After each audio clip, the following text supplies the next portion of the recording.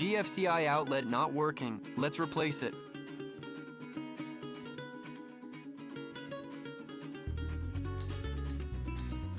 This one is older than dirt.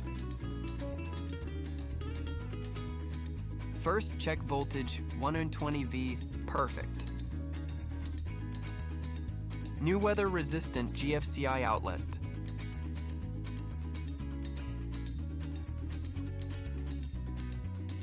Water intrusion, getting a new cover too. Always shut power off before working. Install new outlet.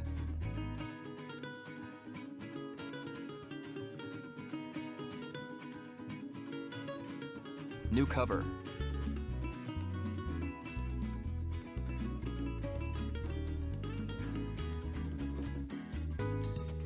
Thanks for watching. Like, follow, and share.